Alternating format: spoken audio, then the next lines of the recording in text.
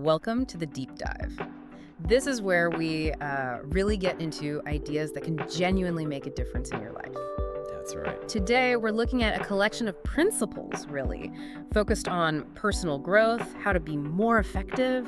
Yeah, getting things done, but also living a more, fulfilling life. Exactly. Think of this as maybe a shortcut to understanding how to, take charge, figure out where you're going, manage the important stuff. Build better relationships. Right, and keep improving yourself. Our mission today is basically to unpack these strategies, make them clear, relatable. And hopefully give you some aha moments, maybe some practical steps you can actually use. Okay, so let's dive right in. The first big idea is about taking charge, being proactive. The source uses this great image, the ship captain. Yeah, I like that. The captain steers the ship, right? Even with storms, bad weather stuff they can't control. Exactly. And that points to the difference between our circle of influence What we can actually do, our actions, words, reactions. versus the circle of concern. The news, politics, what other people think, things we spend energy worrying about but can't really change. That's a huge distinction, isn't it? How much time do we waste on the circle of concern? A lot, often. Shifting focus to what you can influence, your circle. That's where the power is. It's like being at the helm instead of just getting tossed around. It really is a mindset shift. So instead of saying, oh, I can't because... Yeah, that old excuse. The question becomes, okay, what can I do? What's one thing I can control today to move forward? And there's that Brian Tracy quote mentioned, "You are the architect of your own destiny." It sounds a bit grand, maybe, but it's true. We're building our lives. We are. We're not just watching them happen. That I can't because is such a blocker. Totally. But asking, what small action can I take now? That builds momentum. Doesn't have to be huge. Right. Just consistent steps. And that ties into the morning reflection question suggested. What is one thing I can control today that will make my life better? Simple, but powerful. It sort of sets your compass for the day, keeps you focused on action. Okay, so we're being proactive. Next up, begin with the end in mind. Right. Knowing where you're going. The source uses another good analogy here. The forest and the map. Yeah, if you don't have a destination, a goal, you're just wandering, right? You need that clear vision. You really do. Otherwise, you could put in loads of effort, work really hard. But end up somewhere you didn't want to be. Like that story about the ladder. Oh yeah, the guy climbing hard gets to the top and realizes. The ladder's against the wrong wall. Ouch. It's not just about working hard, it's working smart on the right things. Precisely. And this involves asking some pretty deep questions. The kind you don't answer in 5 minutes. Like, how do I want to be remembered? That's a big one. Or what kind of person do I want to become? What values matter most to me? These help you define what's actually important, deep down. They connect your daily actions to your bigger purpose. Yeah. So you're living intentionally, not just reacting all the time. And the practical tip here is writing a personal mission statement. Which sounds maybe a bit corporate or formal, but it doesn't have to be. No, it could just be a few sentences, right? About what you want your life to stand for, like your own North Star. Exactly. It acts like a filter. When you have a decision to make, you can ask, does this fit? Does it align with my mission, my values? It brings clarity. Okay, so we're proactive, we know where we're headed. Now, how do we manage everything? Time, energy. Which brings us to put first things first, prioritization. And the classic analogy here. The jar with big rocks, pebbles, and sand. Such a good visual. You've got this jar, right? If you put the sand and pebbles in first. There's no room for the big rocks, your most important tasks, your key goals. You have to put the big rocks in first. Then the pebbles fill the gaps, then the sand. It forces you to think about what truly matters most. What are your big rocks? That's the key question. And the source gives us that urgency importance matrix, a really practical tool. Yeah, the 4 quadrants do now, urgent, and important. The fires you have to put out. Then plan it important, but not urgent. This is often the key one. Yeah, the strategic stuff. Exercise, planning, relationship building. And the things that often get pushed aside by the urgent. And delegate it urgent, but maybe not that important for you to do. Someone else could handle it. And finally, eliminate it neither urgent nor important, the time wasters. That matrix really helps you consciously decide where your time goes, instead of just reacting.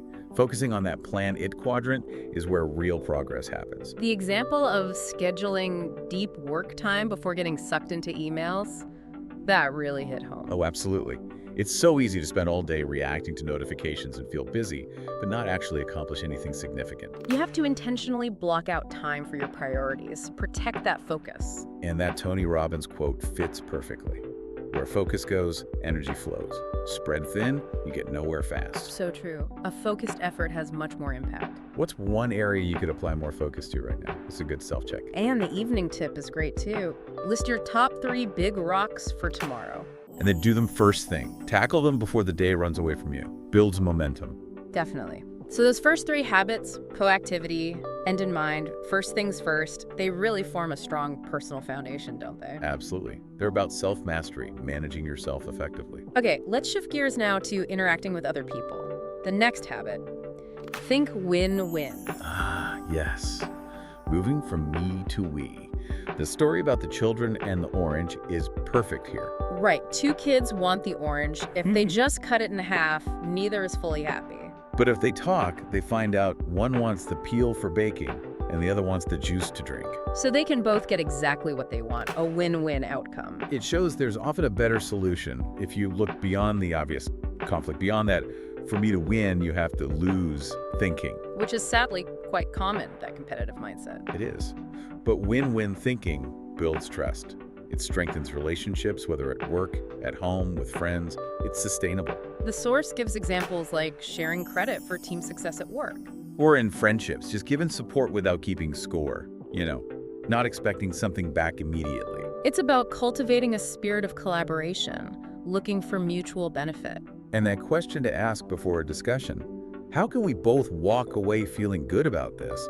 That frames the whole interaction differently. It really does. It sets a positive, collaborative tone right away. And that Denzel Washington quote mentioned. It really captures the essence. At the end of the day, it's not about what you have, it's about who you've lifted up, who you've made better. That hits deep. It connects success to our impact on others, which is a big part of win-win. Okay, building on that connection. The next habit is crucial for relationships. Seek first to understand, then to be understood. Oh, this one is huge. We've all been there, right? Trying to talk to someone and you just know they're not listening. Yeah, they're just waiting for their turn to talk or thinking about their reply. It feels awful. It totally shuts down real communication. So this habit is about empathetic listening. Listening with your ears, obviously, but also your eyes, body language, and your heart, trying to genuinely grasp their perspective. Understanding the feelings behind the words, maybe even what's not being said. Really trying to step into their shoes. There's that short story, the Zen story about the overflowing teacup. Yes. The scholar comes to the master, full of his own ideas, wanting to learn. And the master pours tea, keeps pouring, even when the cup overflows. The scholar shouts, "Stop! It's full!" And the master says, like this cup, you are full of your own opinions. How can I show you Zen unless you first empty your cup? It's a great metaphor. We have to mentally empty our cups, set aside our own stuff to truly hear someone else. We need that openness, that humility, and the practical tips are key. Like, focus 100%. Give your full attention, don't interrupt. It's a hard one for many people. And then, this is crucial, repeat back what you heard in your own words. So if I understand you correctly, you're feeling. Paraphrasing. Oh. Shows you were listening, Mhm. and it checks if you actually understood correctly. It prevents so many misunderstandings. Using phrases like, "It sounds like you're feeling frustrated because," is that right? That validates their feelings too. Exactly. It creates safety and understanding. Huge for any relationship. Okay, so we're thinking win-win, we're listening to understand. Now we get to synergize. Which sounds maybe a bit like jargon, but it's really about teamwork making the dream work, essentially. Huh, yeah. The source uses the image of geese flying in a V formation. Right. Flying together like that, they can go way further, much more efficiently than flying alone. The uplift from the goose ahead helps the one behind. That's synergy. The whole is greater than the sum of its parts. Combining different strengths creates a better result. Think of a great sports team. Different players, different skills, offense, defense, goalie. They don't all do the same thing. They're different talents combined for success. And that same principle applies everywhere. Families, work teams, community groups, friendships. Valuing differences, leveraging unique strengths. It requires moving beyond just tolerating differences to actually valuing them. Yeah, asking questions like, what can I learn from this person's perspective? Or, how can we combine our different talents to achieve something we couldn't do alone? That fosters a collaborative spirit. Yeah. And the little story of the 2 friends lifting the heavy rock together. Simple, but clear. What one couldn't do, two could achieve easily by working together. Collaboration multiplies effectiveness. And that Tony Robbins quote again, the secret to living is giving. How does that fit? Well, contributing your best to a team effort, collaborating for a shared goal, that is a form of giving. And the collective result, the synergy, benefits everyone involved. So these interpersonal habits win-win, seek first to understand, synergize, they all work together to build strong, positive relationships. Absolutely. They're built intentionally through these kinds of principles. Okay, we've covered 6 habits. The final one ties it all together, sharpen the saw. Continuous self-renewal. This one is vital for long-term effectiveness and, frankly, avoiding burnout. The story here is the woodcutter sawing away furiously with a dull saw. Someone asks, "Why don't you stop and sharpen it?" And he says, I can't, I'm too busy sawing. hilarious, but so true to life sometimes. We get so caught up in doing that we neglect the maintenance needed to keep doing it well. If you don't sharpen the saw, you work harder and harder for less and less result. Exactly. And the source breaks down this renewal into 4 key areas: mental, Physical, spiritual, and emotional. We need to tend to all 4. Okay, let's take mental first. The analogy is a garden. If you don't actively plant flowers, new learning, ideas, then weeds, distractions, mental clutter just take over. So sharpening the mental saw means things like reading, learning new skills, doing puzzles, engaging your brain, keeping it active. Even scheduling just a short learning moment each day can make a difference. Consistency adds up, keeps the mind sharp and agile. Then physical renewal, the body as a vehicle analogy. Yeah, you wouldn't drive your car without maintenance, right? Yeah. Oil changes, fuel. Our bodies need care too. Simple stuff, really. Regular movement, good hydration, enough sleep. The basics. But basics we often neglect when we get busy. And that tip about starting to move before you feel motivated. So true. Action often creates motivation, not the other way around. Just start. Okay, third area, spiritual renewal. And the source clarifies this isn't necessarily about religion, though it can be. It's more about connecting to your purpose, your values, finding inner peace. Things like spending quiet time, reflection, practicing gratitude, maybe connecting with nature, or acts of service. That saying, when you feel overwhelmed, serve others.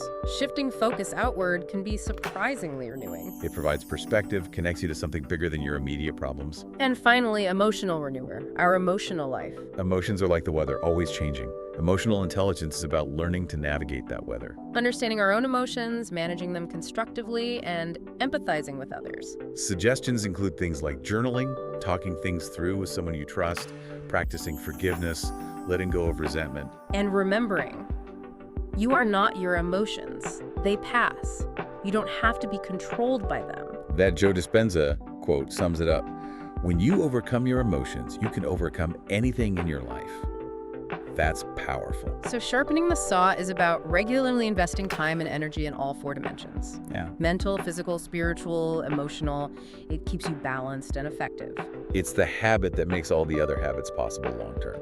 And the final story, the bamboo lesson. I love this one. Ah, yes. The Chinese bamboo tree. For the first 4, even 5 years, you water it, tend it, and nothing seems to happen above ground. Looks like nothing's working. But underground, it's developing this incredibly complex root system. Then, in the 5th or 6th year, Whoosh, it shoots up like 80 or 90 feet in just 6 weeks. it's a perfect metaphor for personal growth, isn't it? All that unseen work, sharpening the saw, practicing the habits, it's building the foundation. You might not see results immediately, but you're building strength, resilience, Yeah. preparing for that growth spurt. So be patient. Keep watering your life. As the source says, trust the process. Okay, so let's just quickly recap. We've covered these 7 habits. Proactivity, taking charge. Begin with the end in mind, having direction. Put first things first, prioritizing. Think win-win, seeking mutual benefit. Seek first to understand, then to be understood. Empathetic communication. Synergize, collaborating effectively. And sharpen the saw, continuous self-renewal. It's a really holistic approach, isn't it? Covering different facets of being an effective person. Definitely. They all work together to help you gain control, set direction, manage priorities, build strong relationships, and just keep growing. So as we wrap up our deep dive today, here's something for you, the listener, to think about. Yeah, a final thought. Which one of these 7 habits really resonates with you right now? Which one feels like the area you most need to focus on in your life at this moment? And maybe more importantly, what's one small, tiny, actionable step you could take today, like right after this, to start integrating that habit more intentionally? Because remember, that bamboo didn't grow overnight. It started with consistent watering. Even the biggest changes start with one small step.